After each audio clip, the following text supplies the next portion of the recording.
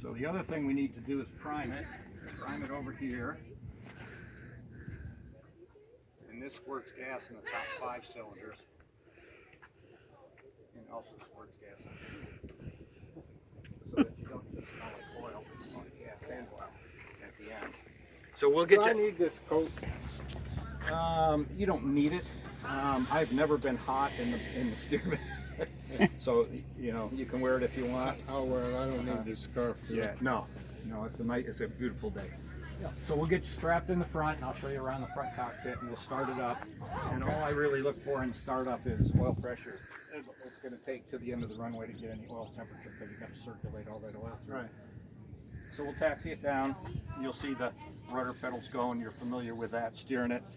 But the big thing here is you can't see in front of you, so you're always looking out the side. Yeah. And as we go down the taxiway, I'll zigzag down the taxiway to make sure I'm not running into anybody. So it's not that I've been drinking already this morning. So we'll get down to the end of the runway. Really 2 basic checks. We'll check all the flight controls on the airplane, make sure they're working good, and then we'll check the mags on it, the left and right mag. Right. So max RPM on these was only 2100 RPM, so we run it up to about 1600 to do the mag checks. Taking off, since you can't see right in front of you, as you pull out, you kind of guess where the middle of the runway is and you line up. The key is you keep some runway on both sides of you, then you slowly add power, get rolling down the runway, stick forward, and get the tail up, and then just keep working the rudder pedals, and at about 55 she'll just fly off the runway. So we'll keep it really low coming down here, see how fast we can get going by the end. And then at the end of the runway, if we're lucky, we'll maybe have 85. And then we'll zoom it up to about 400 feet and head out over the river. So we'll go down the river. You'll see the Coast Guard station there. Probably quite a few boats out now with the salmon starting to run. And then we'll go out past the jetties and go up to Heceta Beach, and we'll drop down over the surf at Heceta Beach and fly up the beach. So there'll be a lot of people out there walking on the beach. They'll be waving at us. I rock my wings as we go by. And then when we get past Heceta Beach, we'll be up at Baker Beach, which is the next one north, and that's where the snowy plover breeding area is. So the fish and wildlife people get mad at me if I fly too close, so I kind of fly out. I haven't been in trouble for 2 years, so I'm going to keep it that way. So we'll do that, and then we'll go up. We'll take a look at the ocean, see if we can see any whales. Sometimes you'll see some summer feeding whales out here. But then up towards the north end of that beach, it's the same color. There's a short beach up there that's pretty vacant, and I'll check that to make sure nobody's on it, and then if there's nobody on it, we'll drop down over the beach, and I'll show you why they like this as a crop duster, because she's very happy to fly at 5 feet off the ground at about 65 miles an hour, and you can see the surf and smell the ocean and all that. So then we'll climb up out over the water. We'll go out by the Sea Lion Caves, and you'll see that little house up on top of the Sea Lion Caves. A couple of openings facing the south. For the last week or so, most of the sea lions have not been around those openings, but they've been around the corner on kind of on the point of land sticking out into the ocean right by the big opening. So we'll kind of go around it, and then you'll see them sitting on the outside probably today. There's usually some in the water too. Yep. So then we'll drop down, we'll go by the lighthouse from the water side, and you take a look at that. And then the best pic, do you have a camera or a phone or anything? I got a phone. Okay. The best picture of the day, we'll climb up over the mountains behind the lighthouse and come around the backside. So you're going to be sitting in the front, looking out the right side through all the struts and wires here. So when you get around the back, there's you'll see the bridge by the lighthouse, then you'll see the lighthouse keeper's house, and then you'll see the lighthouse all in one picture. It's a really nice picture. So then we'll turn back this way, and out the left side you'll be able to see way down the beaches. So that's a nice view. We'll be up around 1,000 feet.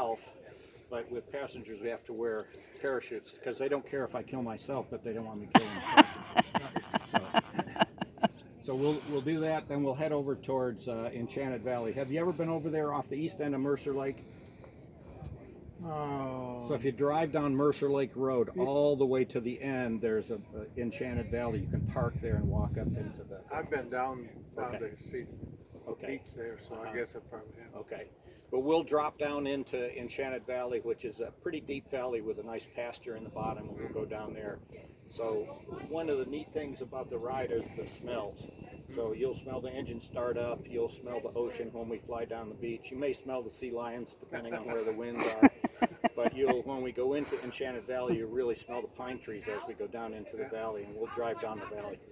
Come out at the east end of Mercer Lake. We'll come up Mercer Lake fairly low, go by my house, see if my wife's awake. And then we'll climb up and we'll head south down the other lake. So we'll go past Collard Lake, we'll go past Clear Lake, we'll go past Munsell Lake, and then we'll jump over the ridge and go into the North Fork Valley. Go down the North Fork Valley and bother them over there because it's way too peaceful over there. We'll go down there and then we'll come out over the bridge to Eugene. And then you'll see all the pilings in the river from the old lumber mill days. And then we'll come down the river, good view out the right side of Old Town and the bridge. And then we'll pop up over the bridge. We'll be right out here. And we'll come in and we'll land in the grass out there. There's a couple of orange cones right there. We'll come in and land in the grass. And that'll be it. Okay. Sound good? Yeah. Okay.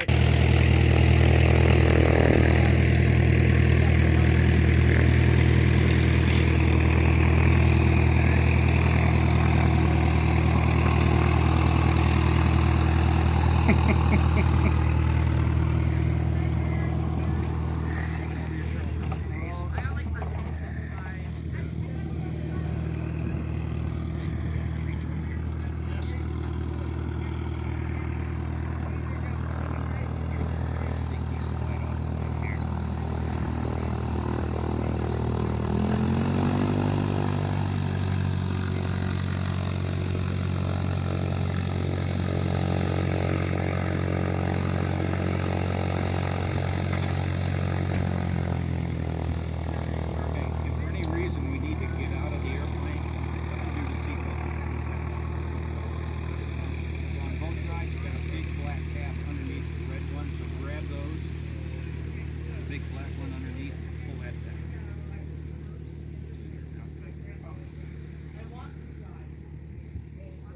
Good. You can do the same with these. Pull these down until you're comfortable with the shoulders. Good. Good. So here's your headset. You don't have to put it on yet. Okay. But when you do put it on, put the microphone really close to your lips. If you have trouble hearing me during the flight, let me make sure the volume's on. If you have trouble hearing me during the flight, kind of hunker down behind the instrument panel because it's usually wind blowing on the microphone. Okay. And then if you want to talk to me, make sure the microphone's really close to your lips and yell into it. The louder you are, the better I can hear you. I've got hearing aids. Okay. That's okay. Okay, oh yeah. So you've heard the term stick and rudder, so this is where it comes from because it's really a stick. It's kind of like a baseball bat in here. This is the trim on the airplane. You can see all the steel tubing the airplane's made out of, really solid. So that's takeoff, that's landing, throttle, mixture, fuel shut off, ignition, no keys or anything in this, everything's mechanical. Vertical velocity, altimeter, compass, no attitude indicator, just turn and slip, and airspeed indicator, and then engine instruments. Now these don't all work in the front seat, they all work in the back, and I'll be watching those. Gas is in the top wing, 46 gallons. We got about 33 left. And this is how they used to see each other from the front to the back up there. So, okay, any questions? Good? All right.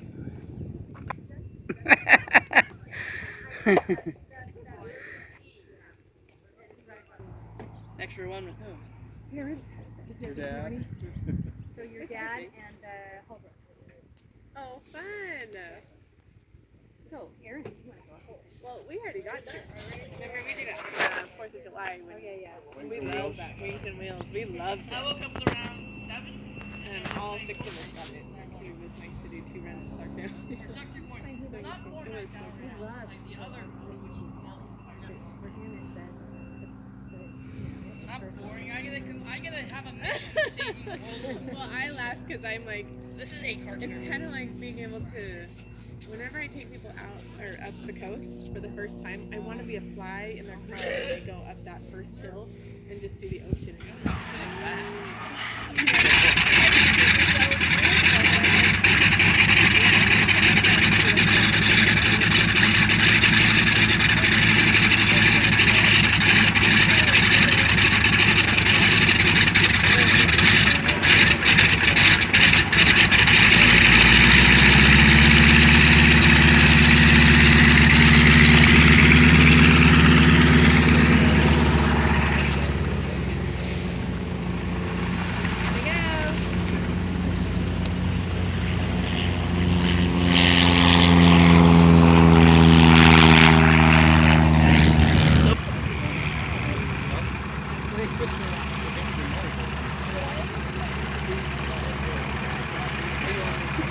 Did you want to go by? It's okay. I'll.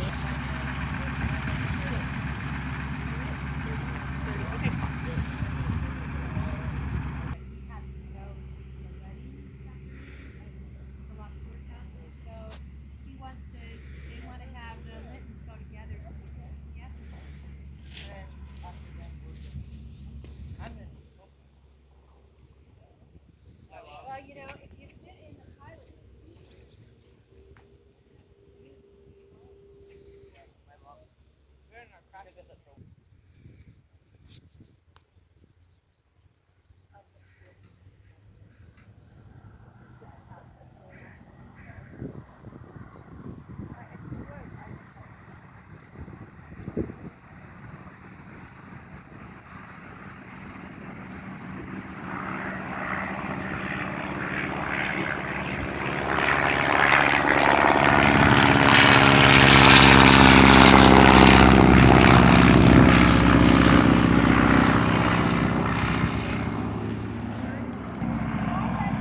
Damn, I missed that. Oh, no,